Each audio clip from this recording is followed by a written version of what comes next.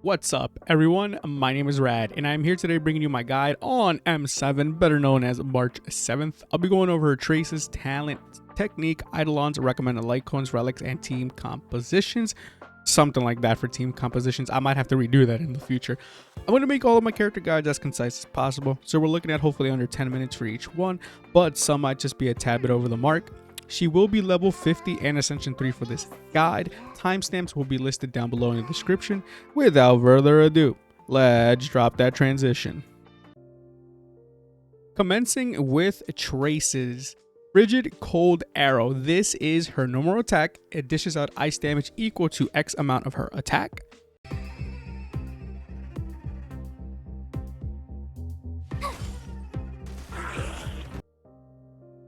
The Power of Cuteness. Crazy how the name of her skill represents her so well. This is M7's skill. It'll provide a selected ally you choose with a shield that can absorb damage equal to X amount of her defense plus another base value for 3 turns. Also, if the selected unit's HP is at 30% or higher, it'll increase the chance of them getting hit by enemies.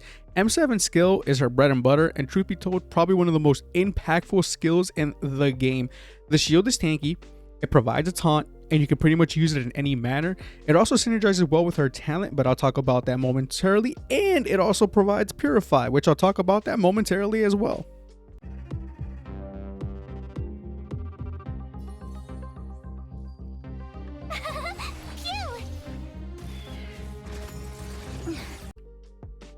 Glacial Cascade. This is her ultimate. It is an AoE attack. It deals ice damage equal to X amount of her attack to all enemies.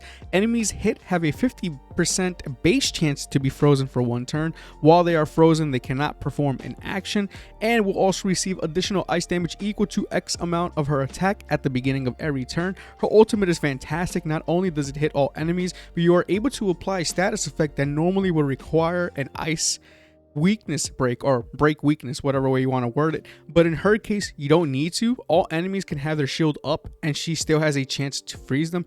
It's very powerful, I'd say, especially when you stack effect hit rate on her. Freezing enemies will become ultra consistent. Gotta try hard sometimes. Watch this awesome move.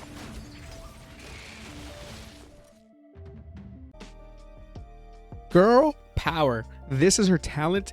After the ally you choose to shield is hit by an enemy, March 7th will instantly counter and deals ice damage equal to X amount of her attack. You can do this up to 2 times in each turn. With this, she provides some solid offensive utility as well. You essentially get free damage up to 2 times per turn, but also can work on chipping down shields and health of enemies. You can see how her whole kit just meshes so well. The only downside I'd say is that she won't be as valuable when going against enemies who resist freeze. Try that again. I've no interest in conflict. Freezing Beauty. This is her technique. She will instantly attack the enemy. Once in battle, there is a 100% base chance to freeze 1 random enemy for 1 turn. While they are frozen, they can't perform an action and will take additional ice damage equal to 50% of M7's attack at the beginning of each turn.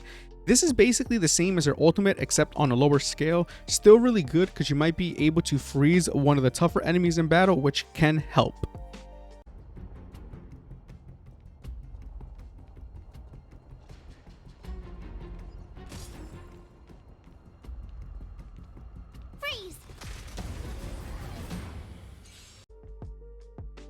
Abilities. This is where she becomes even more bonkers. Purify, Ascension 2 unlock. Upon using her skill on an ally, if they have a debuff, that debuff will now be cleansed. This is huge. Let's say your shielded unit has a defense reduction debuff and is taking more damage in the battle due to that.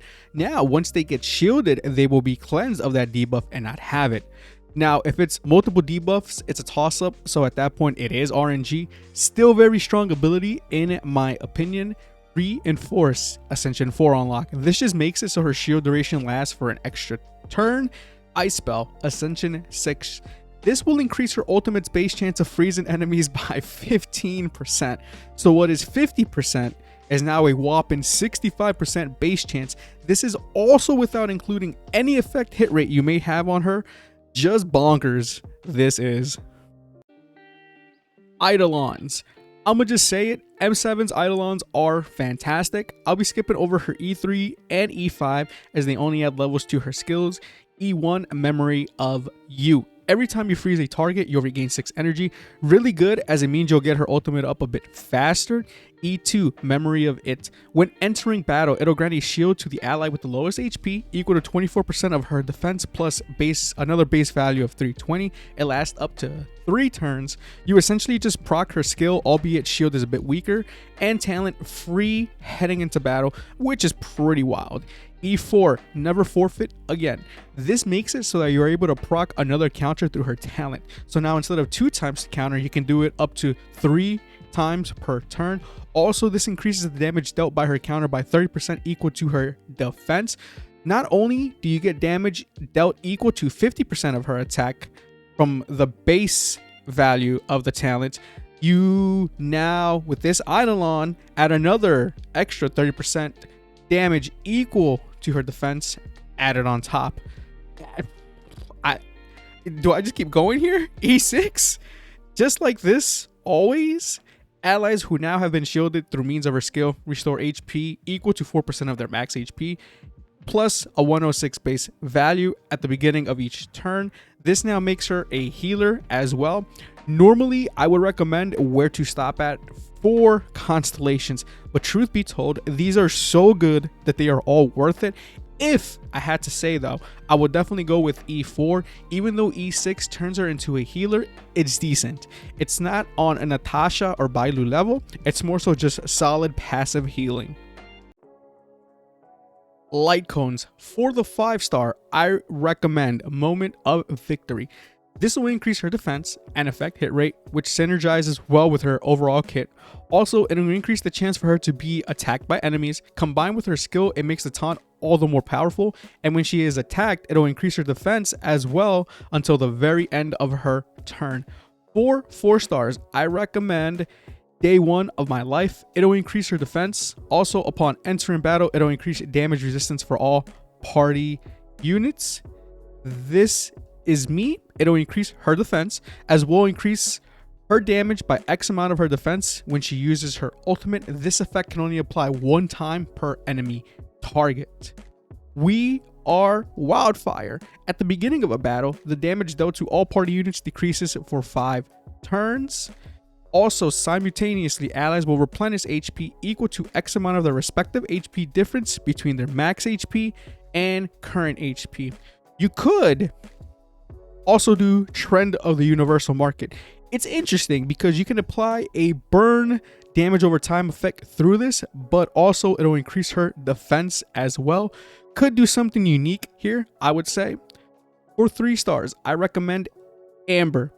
It'll increase her defense, and if her current HP is lower than 50%, it'll increase her defense even more. Just makes her all the more tankier. Relics. Honestly, this one is brief. I recommend 4-piece set Knight of Purity Palace. It'll increase her defense by 15%, and it'll increase the max damage you can mitigate by 20% of the shield she creates. If you don't have a 4-piece set, you can do a 2+2 combination of others in the meantime. 2+2 Hunter of Glacial Forest with Knight of Purity Palace.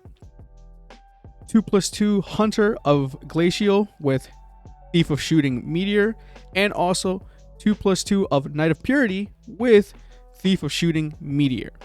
For the planner ornaments, even though I don't have it because I never opened the immersion rewards, but there is one called Bellabog of Architects. This set will increase her defense by 15%, and if her effect hit rate is 50% or higher, she'll receive an extra 15% bonus on top of the initial one. As for what to look out for in stats, for the body, effect hit rate. You want to be able to proc her freeze as consistently as you can. For feet, you want speed. You definitely want her to perform her actions faster.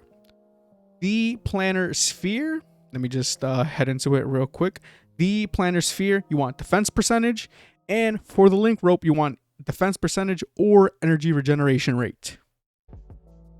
Team compositions. I know, I sound like a broken record because it happened with Ting Young and Asta, But M7 falls in that same category where you can just slot her in with any other units you want. She is incredibly versatile. It's a bit hard recommending teams because everyone will have different units, some more than others, some less than others.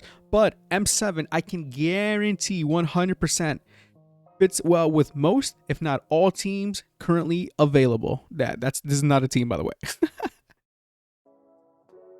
Final thoughts. I love M7. I enjoyed her through all the CBTs that I played. Still enjoy her to this day. She is the face of Honkai Star Rail, but it is well deserved.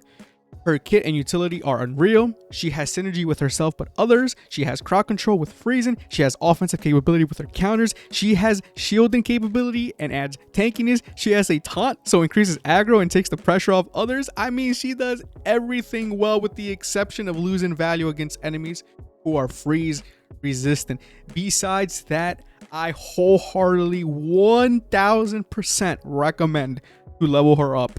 She'll last you through story, Forgotten Hall, High Floors, and Simulation Universe, High Worlds. That's it. That's a wrap. This one was special because I just adore M7 so much. But yeah, if you'd like, drop me a like or a dislike. I'm always open to constructive criticism. Also, if you've been enjoying the HSR content, think about dropping me a subscription, getting really close to 250. Besides that, my name is Rad. You are all awesome. See you later.